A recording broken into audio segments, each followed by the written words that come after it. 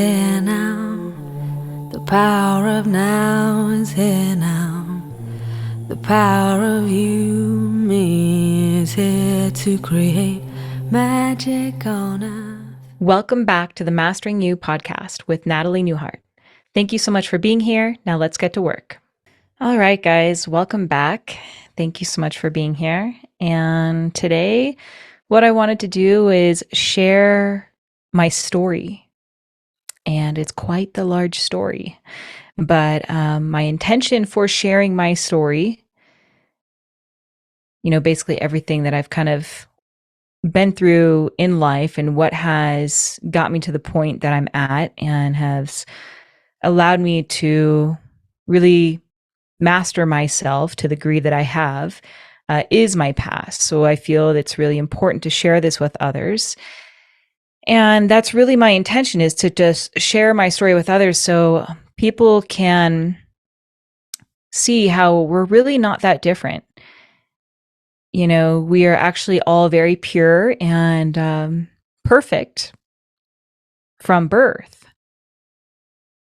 And we've just forgotten that. And we each have our own unique set of blockages and patterns and beliefs and feelings that have driven us to the point in our lives where we find ourselves overworking, like working ourselves to the bone and not believing in ourselves, not feeling lovable, trying to, achieve a bunch of things, trying to make a bunch of money, trying to look a certain way.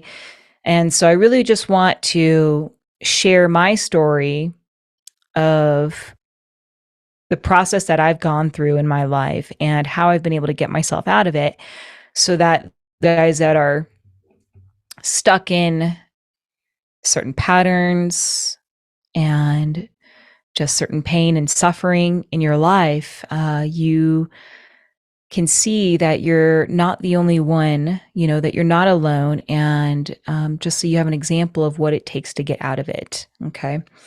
So, and I just want to share, like, what I'm about to share with you isn't so that I get sympathy or empathy from people. It's really just to share what I've been through, so that I can help more people out of the pain and suffering that they're in, and also show you that really the struggles and setbacks that I've been through, I couldn't be more grateful for them. I am so grateful for my entire life, the way it's been, because it's the reason why I've been able to get myself to the position that I'm at today, which is just an incredible life that I only dreamed of, 10 years ago.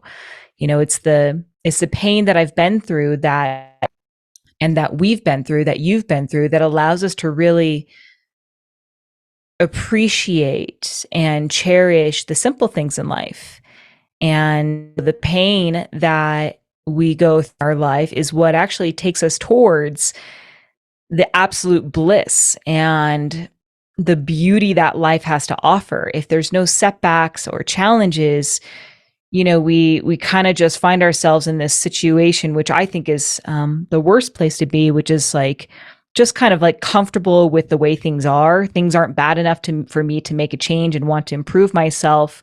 So I'm just going to like be okay with my life, okay, as opposed to it being freaking awesome, amazing, like exactly what I dream of.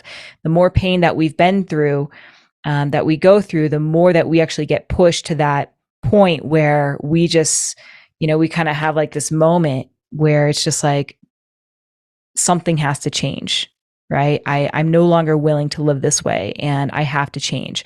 So that's what I went through, and that's what I'm going to be sharing. And it really is such a blessing. So if you're going through that, just know that you're on the right path. As hard as it can be, as painful as it can be, it's all driving you towards everything that you want if you listen and you really do the inner work. So, okay. So, And also, what I've been through, I just want to share, like, just allows people to really relate to me, allows me to relate to other people on a more deeper level. So the more stuff that you've been through, the more you're able to really connect on a more deeper layer with people, as opposed to kind of this superficial layer, because you can relate to what it feels like to go through certain things, right? So we can relate to I know what it feels like to be and have some of the worst food, eating disorders, or like to go through,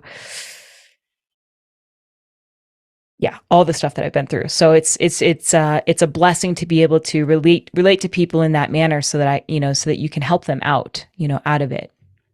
Okay, so my story. So I'm just going to start with childhood, because it really explains why I made the choices that I made in the rest of my life. So I grew up in Simi Valley, California, which is like a suburb of LA.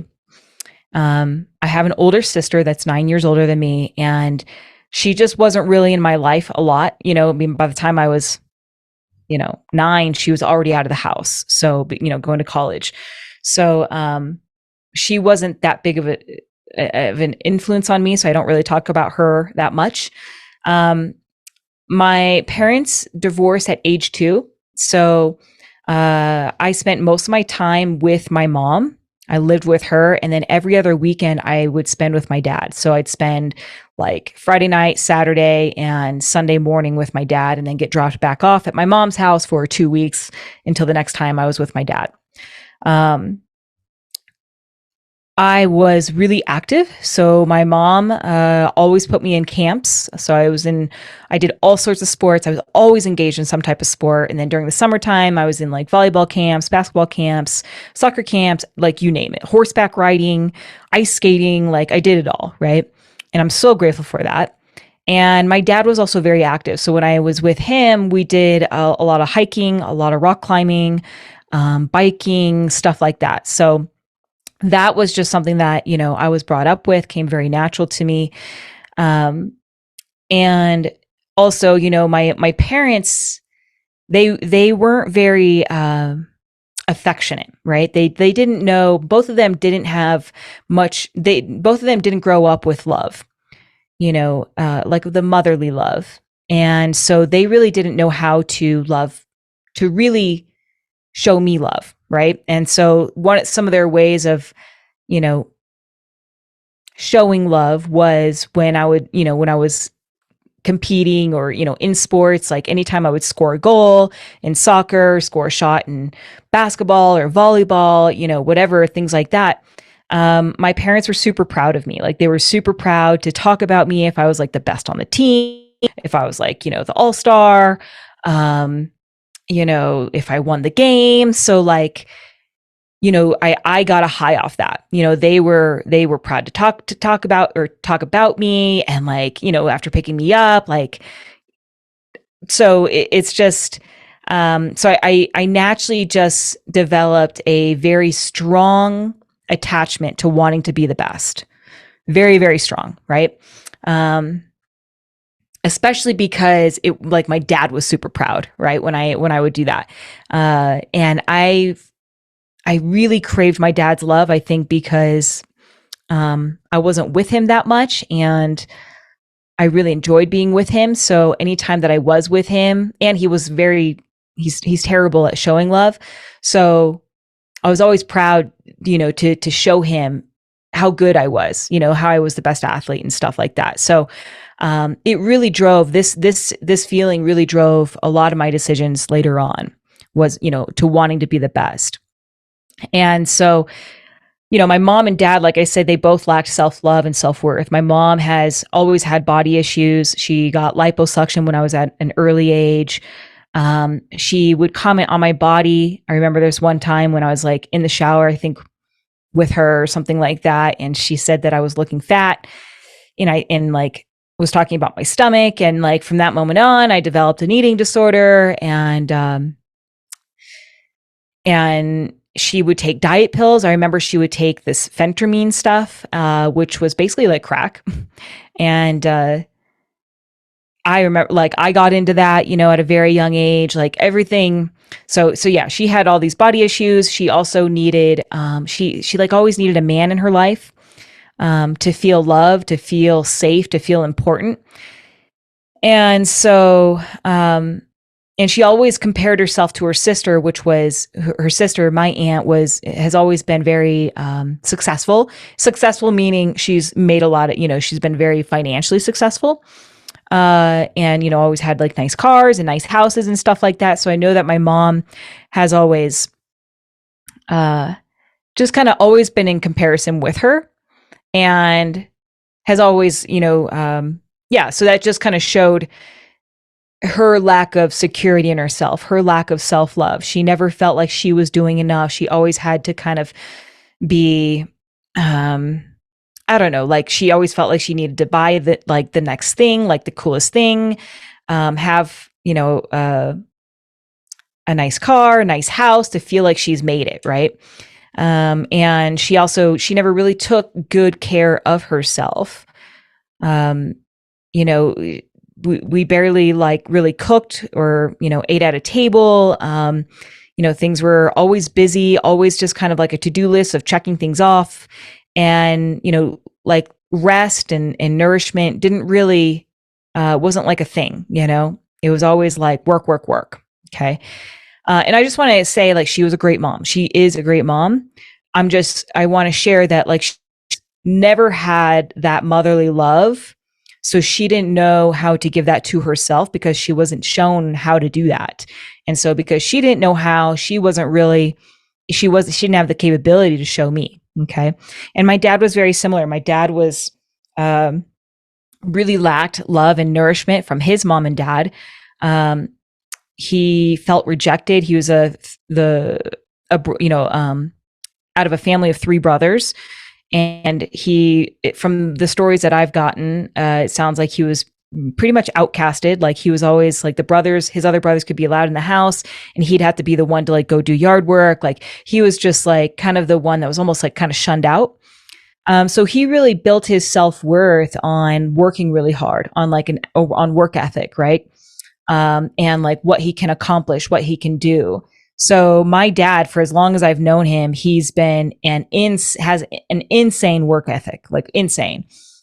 He would work himself to the bone, and so much to the point where he'd almost like he would collapse on like the couch. Like he'd have to take a nap, and then as soon as he'd wake up, he'd be back at working. Okay, and he was like an iron worker too, so he would like, he'd be working hard all day long with steel and like welding and all this stuff, and then go home, take a nap, and then he'd ride his bike to the rocks, to the rock climbing area, go rock climb. So he would like literally just crush himself day in and day out, right? And he would say things like about how other people were lazy and how they didn't work hard, and how could people like not do anything all day or sit there?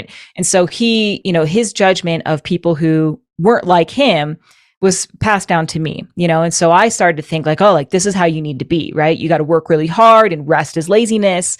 And of course, because I wanted to be like my dad, I wanted to connect with my dad, I started to take on those qualities. Okay.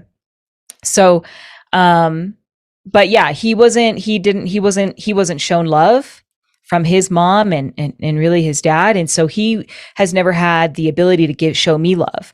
Even to this day, it's like getting a hug from him is awkward. It's like this weird, I don't know. It's hard to explain, but it's like this hug, but it's like not, there's like definitely a barrier between us. It's like a,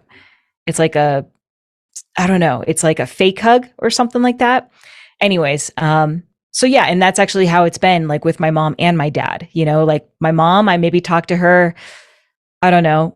I mean, now it's a little bit more often, but I was talking to her like maybe once a year, and it's, yeah, we don't really say, I love you. We don't really like give hugs. It's like, we say it because we think we should, as opposed to like it really being like something that's coming from her soul or from her heart, like really wanting to to be held or hold me or something like that. That's not there. So anyways, so I really, that's kind of how I was brought up. And this upbringing, like I said, explains why I made the choices that I did later on in life. So fast forward, I'll just kind of skip quickly through my teens. I basically moved to Colorado with my mom and her husband. So I left my dad, which was really hard because, like I said, my dad was really important to me.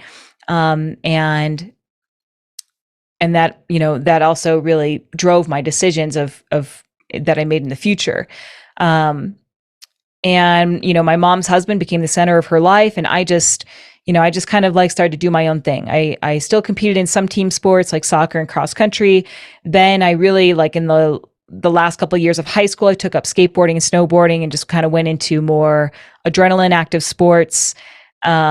Always, like, no matter what I put my sight on, I always wanted to be the best. Right. So I compete in snowboarding, compete in skateboarding. And then later on, I went to college for environmental science, got a Bachelor of Science degree, and I worked for the U.S. Geological Survey. So I worked for the government as a hydrologist, measuring rivers and streams and water quality. So I was out in nature quite a bit. And I feel like that was a choice that kind of really kept me connected to my dad. I got married at around, I think, like the age of 22. And I didn't really actually want to get married at that time, but it was something like I was too afraid to say no because I was like too afraid to like hurt his feelings. So I said yes, and we ended up getting married, having the whole wedding and all that stuff. But very like soon after, I actually for the wedding, I wanted to get in shape for the wedding, right? I wanted to like look toned and stuff like that. So I found this gym, and it turned out to be a CrossFit gym. And so I took this CrossFit class, and immediately I was hooked. So that's what started my whole journey with CrossFit. I became obsessed with CrossFit, and I wanted to be the best. So very, very quickly, I made the decision that I wanted to go to the CrossFit Games because that was being hosted on ESPN. I was like, oh my God, I could totally do this. I want to do it. And so I basically devoted my entire life to CrossFit. I quit my government job and I opened up a CrossFit gym, which I had no experience with business stuff at all. But I opened up a CrossFit gym in like right near Vail, Colorado. Okay. And I trained hard. The whole reason why I wanted to open a gym was so I could spend more time in the gym training and give myself the opportunity to get really good to go to the CrossFit Games. And I made it to the CrossFit Games in 2013. And, all during this time, like as I became more obsessed with CrossFit, I started to become more, like not resonating or more separated from my husband at the time, right? He didn't CrossFit. He didn't really want anything to do with CrossFit. And I wanted like my life to be consumed by it. Right. So, actually the week that I went to the CrossFit Games, I ended up walking out on my husband and asked for a divorce. Right. It was obviously a lot messier than that. And I spent the next few weeks or so, like sleeping on a couch, at my friend's house and just continued to run my business and, compete in CrossFit, So yes, I competed in the CrossFit Games in 2013. I didn't do as well as I wanted to do. I think I made it. Yeah, I made it to the cutoff of the last final days, but I still ended up placing like 30th place or something like that. So it wasn't as good as I wanted to do. And so of course I wanted to go back to the CrossFit Games and, I had the goal of like being top 5, top 10 athlete. And at that time, I didn't realize like why I was so driven to being the best, what was driving me to feel like I needed to be the best at whatever I did. I didn't realize that I placed all my worth on how good I was, how good at CrossFit I was, or whatever it is that I was doing. And I really placed like, I made my love like, and my worth depended on how much other people like really liked me, how many sponsors I had and, how many likes and followers I had on Instagram. And, just, needing to be that center of attention, not like just needing kind of like to be somebody that would like, that was like, oh wow, like wow, you're so good. Like I lived for that feeling, right? Like, oh wow, I can't believe you're so good at doing the muscle ups, or you're so good at CrossFit, or wow, you're so in shape. You work so hard. I wanted that feeling of like that pat on the back, like of tell me how good I am, right? And I basically I lived for that. And I really went to extremes in order to be to be the best, because like I said, all my worth and love was tied up in that. So what I ended up doing was I ended up taking, because I was competing with, really strong women, and I'm a smaller stature. I'm maybe 5 feet tall. I was one of the smaller athletes in the field, and it was in order for me to like compete with some of those girls, I had to gain a lot of strength, and I wasn't getting strong, and I tried everything, and I ended up resorting to taking PEDs, and that's performance enhancing drugs.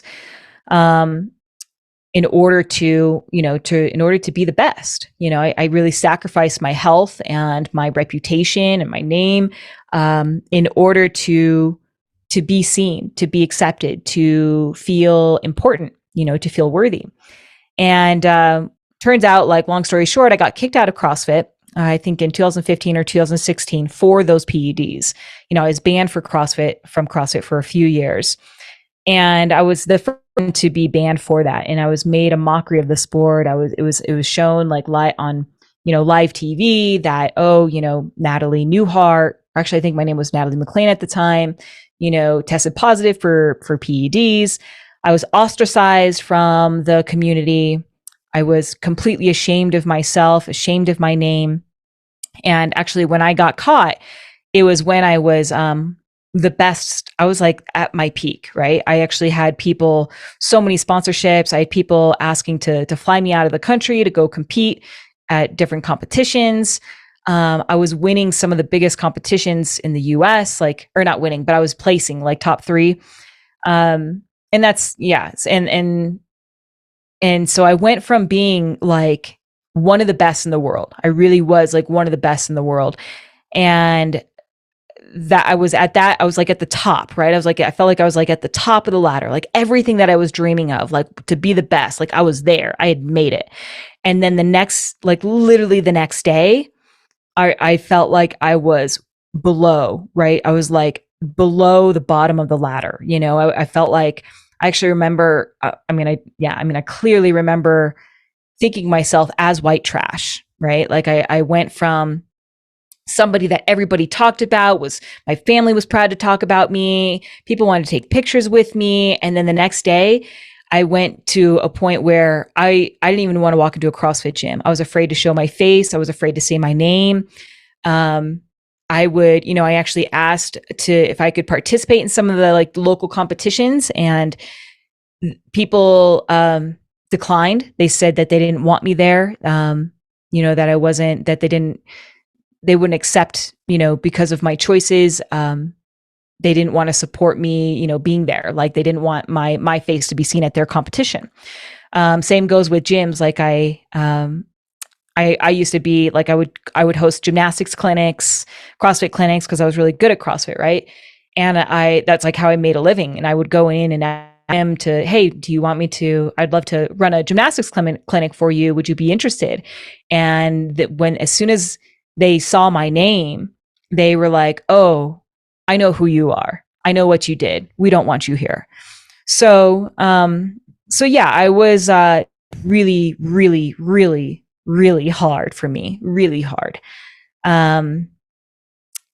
I couldn't walk around with my face held high. Like I always like kind of hid my face. I didn't want to say my name. Oh, and I know even my family was ashamed of me. So it was really, really, really hard time. Yeah. And so, at that point, I clearly realized that I was no longer accepted in the CrossFit community. And so I had to find something else, right? And, I still had no self-worth at the time, had no self-love.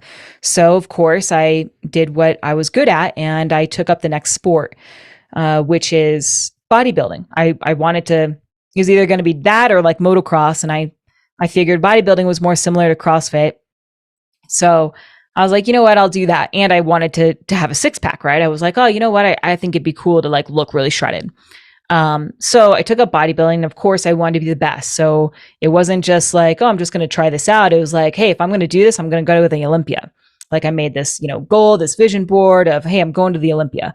And so I started to, I started to train bodybuilding, and again, like this is how I started to get my self-worth. Instead of really so much of a performance, it was like, how good can I look, right? This is how people are going to like me. This is how people are going to say, wow, you look so great. And wow, you work so hard, right? This was going to be my next like avenue, or my next way of getting that feeling of worthiness, of validation. So of course I took it to extremes. I was willing to put my health on the line. I applied the CrossFit training that I was used to, which was like 5-6 hours of intense training a day, and applied it to a bodybuilding diet of like 800 calories. So I was training 5-6 hours a day, eating maybe 800 calories. And I got absolutely shredded. And I won several competitions. But what was interesting this time around was that the wins felt super empty. No longer did I feel like, because in CrossFit, I felt like I felt super powerful. I felt like superhuman, right? Like when I would win something, I was like, like I felt like just amazing, right? And it was like, and then of course I wanted more and more and more. But like when I was in bodybuilding, after I've gotten banned from CrossFit, the wins didn't feel the same. Instead, they felt empty. They no longer made me feel powerful, because now I didn't realize it at the time, but shame got attached to winning, right? Because of what had happened in CrossFit, it's like winning. I was almost like ashamed to win, because that's what got wired in my nervous system. Neurons that fire together. So when I won, in CrossFit, what happened, because that was such an intense event, it wired with shame and like, really shame. Okay. And like the deepest shame. And so when I won in bodybuilding, there was like an emptiness there. I didn't even want to tell anybody I won. I didn't want anybody to go to the shows that I went to. It was like, because it just didn't feel the same. Right. It didn't make me feel proud. Right. And which is kind of funny, because I would work my ass off for it. So, but the only thing that was there for me that made me feel good inside, food. Okay. So the next 10 years of my life is when I started to struggle with food. So I think that was like, probably age like 26 to 36, 27 to 37. And after I would do a competition, I would actually binge for like several months, right? Like several months, I would actually eat a lot, and I wouldn't be able to control myself. And the thing is that my body was so deprived, so starved. It was starved physically, from food, but it was also starved emotionally from love, and feeling of self-worth. And so food was there to give me that feeling of love, of comfort, of joy, of, self-soothing, of nourishment. And this is where I developed a really, very deeply conditioned, self-destructive patterns with food. I would use tactics, to keep me from buying food and eating food, because I couldn't control myself around food, right? I would lock myself out of the house. I would make sure I would leave the house before my boyfriend left and wouldn't come until come back home until he was there, because so afraid to be home alone. I would beg him. He would travel for snowboard competitions because he was a snowboard coach, and I would beg him to not leave me alone, because I was so afraid that I wouldn't be able to control myself around, whatever food I had in the house. And so I developed a deep fear of food, because I literally felt like food had power over me. Like it just controlled me. It was terrible. And I would also do things like not bring a wallet, so I would leave the house and I wouldn't bring a wallet so that I didn't go buy food. And then what ended up happening is I ended up just starting to steal food. So, because I would go to the grocery stores because I'd be craving food. And the whole reason why I was craving food was because I was depriving myself of food, because I was doing the bodybuilding thing and I had all these rules around food. And so, the rules and the controlling of food is what made me create such strong, desires for food, to the point where I just became obsessed with it. And I would go to the grocery store and I would steal food. I would open bags and then leave the bag, I'd eat some of it and then leave the bag there because I didn't trust myself to buy the food. Or maybe I didn't have my wallet on me. I would go to the bulk aisle, the nuts aisle, the trail mix aisle, and I developed this really odd relationship with trail mix, where it's like I would have a taste of it and I couldn't stop myself from eating it, like the sweet and salty trail mix, like with chocolate and nuts and stuff like that. And it got so bad that I actually there was a time where I drove 45 minutes to a gym, and there was a time where I stopped by 5 grocery stores on the way home from the gym, and I would go in there and they each had their own unique set of like different, like bulk trail mix foods or whatever. And so and it was like candy and stuff like that, so I would stop there. I had these different grocery stores I would stop at, go in there, fill up a bag, eat it as I was walking around the store and leave. It's kind of, I'm feeling all the feels again, right? I'm kind of going through, bringing up all the memories. And so I just kind of got to breathe it out.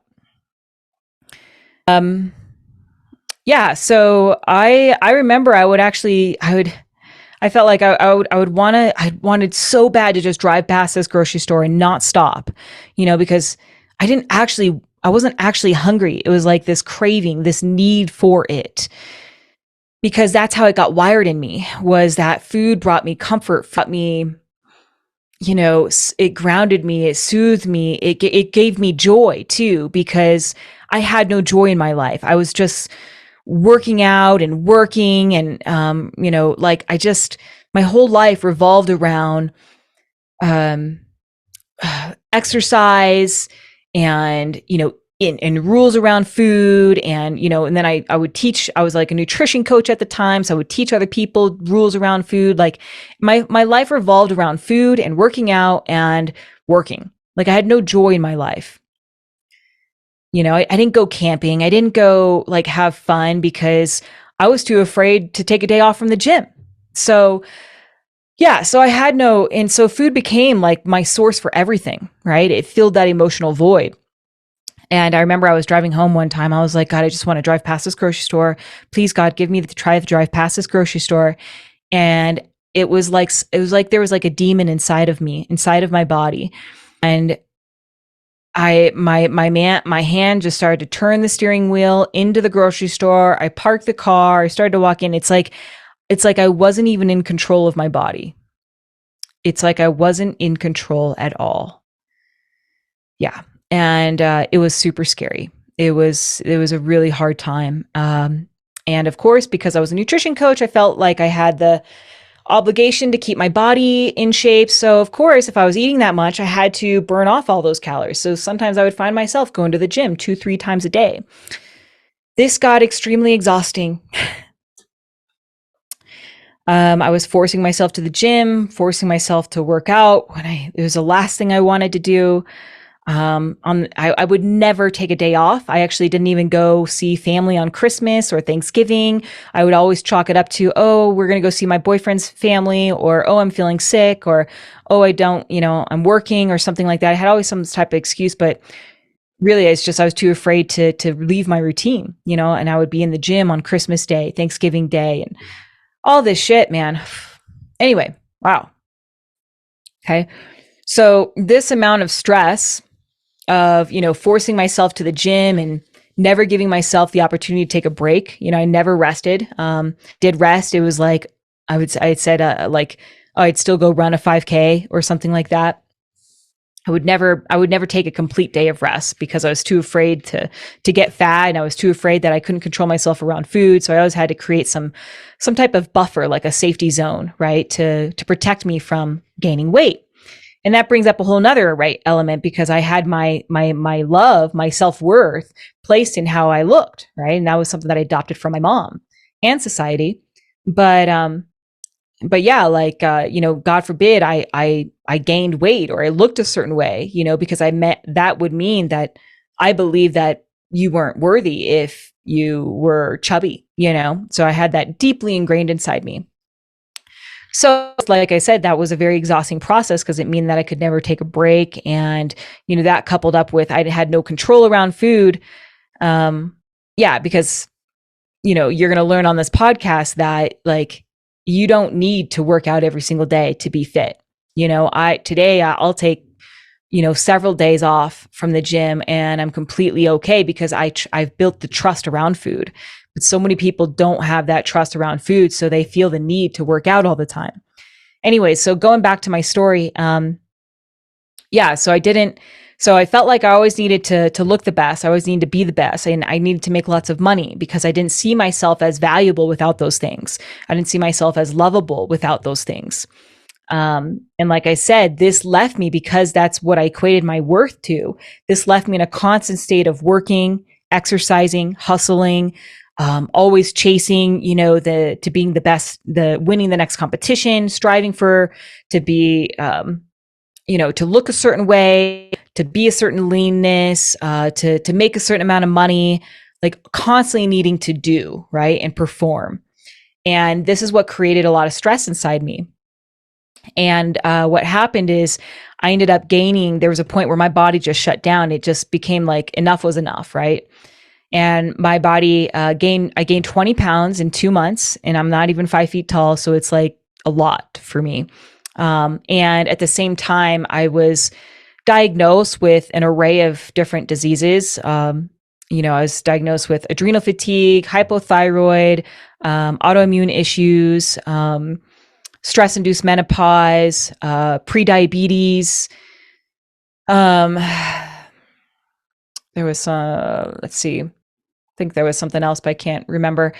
So yeah, I was diagnosed with all these things, and the doctor said, and actually what was interesting about it at that time was I was actually prepping for some type of competition. So I wasn't eating too much, right? I was following a plan, like a macro plan, very strictly, a very strict meal plan. So, and I was training 5-6 hours a day. So it wasn't that I was eating too many calories, is that my body was too stressed. And that's what the doctor said. I was like, how can I be, I'm eating this many calories, like I'm tracking everything, and, I'm gaining weight like rapidly. And the doctor said, this is stress-induced weight. So it wasn't from a overconsumption of calories. It was, my body was overstressed, and it was going into fight or flight mode. It was in like this survival mode, and just storing everything that I was eating. So even though I was working out so much, it was storing every little bit of it. And my body wasn't burning calories, because we tend to think that, oh, if I'm moving or exercising, I'm burning calories, but it's not true. Like, you may be releasing fat from the fat cell, but in order to actually in order for those calories to actually get burned off as energy, the body needs to be in a non-stress state. Like the stress is what blocks our ability from burning calories. And this is why so many women, this is what started my my journey with working with women on weight loss, because this is why so many women find themselves working out a lot, eating, clean, tracking their food, eating, the calories that they should, quote unquote, should be eating. They're eating less than they're burning, essentially, or they're burning more than they're eating, and they're still not losing weight. And this is why. It's usually because they're stressed. Their body is stressed. Whether they feel stressed or not, it doesn't matter. It's their body is stressed, from running the kids around or cleaning the house and doing all the things. Like so it's like they're literally spinning their wheels, right? And this is why they say, man, I feel like I'm spinning my wheels, because they are. So this happened to me. And then this is what really allowed me to start this journey of understanding how stress plays a critical role in our well-being and our health, like in first off, our weight loss, right? Like I wasn't able to lose weight until I took care of until I learned how to manage my stress. So this is what started my whole journey on mastering myself, my journey of self-mastery and self-love. In order for me to get my body back, my health back, my vitality back, because I literally went from one of the fittest athletes in the world to one of the sickest, I had to learn how to manage my stress. And this has been an ongoing journey since 2018, 2019. So, and it all started with, it's not, the doctors basically told me, oh, just take a pill, take this prescription, just walk more, just take more naps, take baths, go on vacations. And I did all those things, but that didn't work for a certain amount of time, but it wouldn't work for long. And I would actually just gain the weight back. And that's because it was the way that my internal behavior, the way that I drive, it was my internal patterns of feeling like I always needed to work more and, do things all day long, accomplish things, off my to-do list, and just kind of always be in this kind of frantic doing mode that was driving my stress. So in order for me to, get my body back, I had to learn how to fix these internal patterns. And like I said, this is what started my journey with self-mastery, of really learning how to understand myself and clean out the patterns that were keeping me in a stressed out state, and also driving these ridiculous behaviors with food. Because I didn't even say this, but I was eating food out of the trash can too, because I would see something that I really wanted in the trash can that I didn't give myself permission to eat. So maybe it was like a brownie or something like that. Or like a leftover sandwich from Subway or something like that. I never allowed myself to eat those things. And so when I saw it inside the trash can, that trigger of, I need to have this, I need to taste this, I want this, would come, and I'd be eating, I'd pull it out of the trash. And I did this all the time. I would even take it off the floor, off a public floor. I've eaten candy off the public floor. And this is a result of resisting resisting the allowing myself to have these foods is what caused me to desire them at such a magnitude that I was willing to pull them out of trash or eat it off the floor. So I just want to share, I'm sharing this because there's nothing to be ashamed of. I'm not ashamed of it. This is, we are all pure and perfect, at heart. We have just have these patterns, and we've developed these feelings and these beliefs that cause us to act the way that we do. And it was my beliefs that I felt like I had to look the best, or I had to, I had to be the best in order to feel good enough. That drove my behavior to just, crush myself and to not listen to myself, not take care of myself. It was the beliefs that I couldn't have, chocolate, or I couldn't have Subway, or I couldn't eat bread, that drove my need to pull food out of the trash and off the floor, so it's these beliefs, it's all this sludge and terrible beliefs and feelings that we've adopted and taken on through diets and through our parents and through society, that has caused us, that is driving so just self-destructive patterns. So if you're struggling with any of these things, I just want you to know that first, number one, it's okay. It's absolutely okay. There's actually nothing wrong with you. You are so perfect. You are so perfect at heart. You are pure. You are innocent. There's literally nothing wrong with you. What's wrong is that there's these patterns and feelings about food, feelings about yourself, feelings about what you think, feelings about who you need to be, what you need to do in order to feel enough, that you're not deserving of rest. You're not, deserving of love until XYZ gets accomplished. All these things, or, feeling like you need to earn your food. Like there's all these beliefs that are driving these actions that make you feel out of control around food, and that make you feel totally exhausted, stressed, that are driving these issues of, diseases, dis-ease in the body, hypothyroid, autoimmune issues, digestion issues, aches and pains in the body. Like it's all coming from these beliefs and patterns that we've been brought up with. So the only thing that really worked for me to fix my life and fix my body and create the dream life that I know today was to do the inner work on myself. And, which is, to really understand myself and learning how to love myself. So, and that's what I've really, that's what I'm determined to teach others. I'm designating my whole, that's my life, that's my purpose on earth. That's my mission, is to master myself, as much as I can, understand myself and love myself to the nth degree, and teach others how to do the same, so that you can really create peak health and vitality in your body, an effortless life, a life that you can't wait to wake up to, achieve trust with food, be able to trust yourself around food, create really deep, meaningful relationships, and great experiences in your life. Like it all comes down to self-love. And if you don't have that, if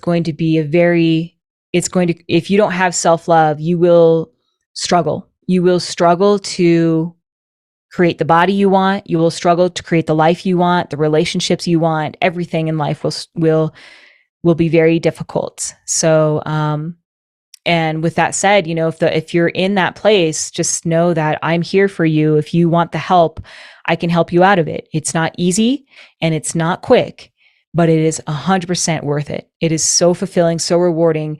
The life I know today is beyond what I ever imagined could be. It is bliss. It is absolute bliss. And I want this for everybody.